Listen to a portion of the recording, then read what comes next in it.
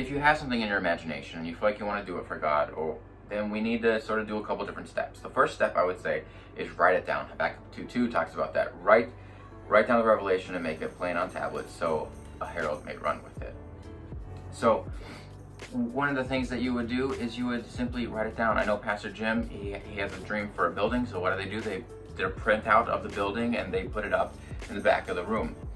There's an idea of speaking it out. Proverbs 18:21 says the power of life and death is in the tongue. And so there's definitely things that you imagine that may not come to pass, especially if they're things that you believe God is going to do or might do for you. And so those things God may say no to, but don't be the reason they're said no to. Don't say no to them yourself. Don't use your mouth, your tongue to speak and stop that imagination. Let God do it, right? Like if you ask, it could be yes, it could be no. If you don't ask, or if you say no, the answer is definitely no, right? So we just want to make sure that in the power of our mouth that we speak life into these imaginations that we believe truly are from God and allow Him to redirect, and we'll come back to that. You have to make a plan. You have to count the cost. It's very important because in Luke 14:28 it says, for which of you desiring, we're going to come back to that word desiring at a later point, to build a tower and does not first sit down and count the cost, whether he has enough to complete it, right? So one of the examples of this is we have an imagination of coming into money one day, and so we have basically a multi-million-dollar spreadsheet that has different amounts of money that if we were to come into and how we would use it, and how we would use it for God, and what we would do, and who we would donate to, and all these things, and how we would provide for our family and others, and all this stuff. We have all these things that we would love to do if we came into certain different amounts of money, and we presented it to God. We're just making a plan, counting the cost, things like that. I think those are very simple, basic ways to do that. The next thing is to make sure it's reviewed, peer-reviewed, Bible-reviewed, right? Because peers, you need your peers. But for the lack of guidance, a nation falls, but victory is won through many advisors, right? And you need the word, because the word is, scripture is God-breathed, right? And it's useful for correcting, teaching, and rebuking, all that stuff. So you need to make sure everything's in line. And with that, especially if you have an imagination, you have to be kind of careful who you peer review it in one sense. Because if you're like Joseph and you have a vision of your brothers basically praising you and being underneath you later in life, you probably don't want to say that vision to your brothers, but you might still want to say it to your dad or someone else who's spiritually respected by you. But also with that, remember that there's like this groupthink thing that happens, especially within circles that are really tight, and we see a lot of those really tight circles in Christian groups. Just make sure that when you are going over your imagination, as you start to plan, you start to take steps for it, especially if it's a little out there, try to get some perspectives from people who aren't directly in your immediate group of influence. Because I can definitely tell you that sometimes us as Christians, just humans, us as humans, we get into echo chambers and we don't realize it. We think we're right because everyone around us is agreeing with us, but that's not necessarily the case. So, but anyway, but all that to say, ultimately, the righteous live by faith. So we have to truly believe it, and you need to truly believe it. You have to, because when you're living in faith that this imagination is for God, is from God, is patterned after God, is all these things, you have to stick to it. Proverbs 23, for as a man thinketh, so is he. So you have to think it, you have to believe it, and you can't just slightly believe and have faith and imagination of these things that you believe are for God, but you have to really live in it, because righteous live by faith. So what does that mean? That means you don't just visit faith, you don't just hang out with faith for a little bit and come back. Jesus actually says that, oh ye of little faith, at one point. What he's meaning is not that their faith is little, but that it's short-lived, that it comes and it goes. That's not the type of faith that we want. We want to live in that faith, so consistently in that faith for that imagination.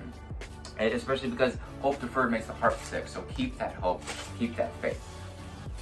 Now I say all this to stay focused and all this about, write it down and do all these things for this vision, that we feel like we need to do. Who does this the best? I'd say a car dealer does this the best. Maybe better than some people that I know in ministry. One of the best people to allow us to use our imagination, right, is a car dealer Why? Because when you go to find a new car at a car dealership, what does he do? He just makes you touch the car. He makes you smell the seats. He makes you sit in and put your hands on the steering wheel. Sometimes he'll let you drive it around the block. He says, imagine yourself in this car. Imagine how you could come home with this car. How could we make the payments work? How could you show up at work? How could you show up at home? How much could you fit in the trunk? How many of your friends' kids could you take? You know, all this stuff. What would you save on gas if it was a better gas? Right? All this stuff, right? And sometimes they even let you take it home and drive it for a couple of days and then bring it back. So I kind of think about that with your imagination. You really need to sort of test drive it in your mind and really believe yourself having it and really, really, truly live by faith for that thing. Now, but let me back up just a little bit on that, because we also have to be totally ready and open for God to do a reroute. I'm gonna say something that might shock you, but there are some cases where I would say don't do what God told you to do. Don't do anything. Don't click off. Don't whatever. Okay. I know. It sounds crazy, right? Right. Okay. But what gasps from the audience are supposed to come? Oh my goodness. Oh my goodness. Oh, we can't say that, right? But okay. Let me explain myself. Don't do what God told you to do. Do what God is telling you to do, right? It's the idea of keep listening, right? We're also, right? So, okay, so now we're kind of on the same path, but I don't know, can you give me an example? Yes, I would love to give you an example of that, because I want to make sure that we're on the same page. So, if you want proof that sometimes God will give us a goal or a direction, but it's not about hitting that specific goal, it's about something else, or that we're rerouting, right? Because sometimes God just needs to get us going in a direction. And there's other reasons for that as well, but that seems to be something that I struggle with, right?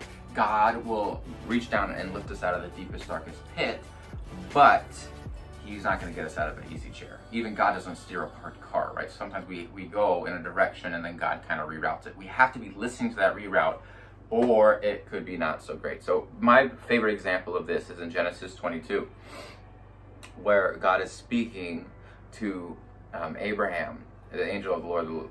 So we see this conversation. Take your son, your only son, whom you love, Isaac, and go to the region of Moriah, sacrifice him there as a burnt offering on a mountain. Right?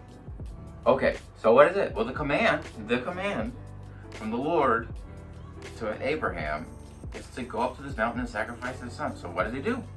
He's being obedient. So they go, they get all the equipment, they get all the wood, they strap it on their back, they go ahead and walk, they have some servants, and they stop the servants, and they go up the mountain, and they have conversations, they sort of set things up, they build an altar, they put the wood down, they're about to do all the things that go into the sacrifice. Abraham is about to lift his knife up and do what God told him to do, and then what happens? We see in verse 12, he speaks from above and says, "Do not lay a hand on the boy." So as Abraham is going towards this goal, God changes it. So what would have happened? Change maybe not be the right word, but basically reroute. What would have happened if Abraham didn't say, "No, God, I'm gonna do what you told me"? No, that's the whole point is a relationship. We're supposed to keep in pace with God. We have this direction, right? And we should be going towards it, but we have to always be listening and praying to God. And what's crazy is later it says Abraham looked up, and there was in the thicket he saw a ram caught by its horns. He went over and took the ram and sacrificed it as a burnt offering instead of his son. And so we even don't hear a direct command spoken in the same way originally to do this ram sacrifice instead, but Abraham knew because he knew his character, and so you can kind of see a pattern after prior and all that. So you see how it kind of comes in to play, that sometimes, and be careful with that one because we can get a little crazy. Be careful, don't do what God told you to do what God is telling you to do. You can also see that in Moses. I believe there was a particular way he was supposed to get water from the rock. The first time, and the second time he did the same thing, and that was a big no-no. And we can see that with different battles as well. Tons of different examples of God saying to do things one way, but it's actually a different way for the second or third time. And so we see this constant conversation of in some instances, don't do what God told you, do what God is telling you, and you have to always listen, because the whole point of one of the biggest points of this whole thing is God wanted a relationship with us. So, and with all that, factoring it all in, get ready for God to blow your mind, because He can do exceedingly abundantly beyond anything you can hope for or imagine, back in Ephesians 3. So whatever you imagine, He can do more. And so a lot of times we go towards that goal, and whether it's the rerouted goal or the goal, God will often blow our minds with it. And so we have to be open to that.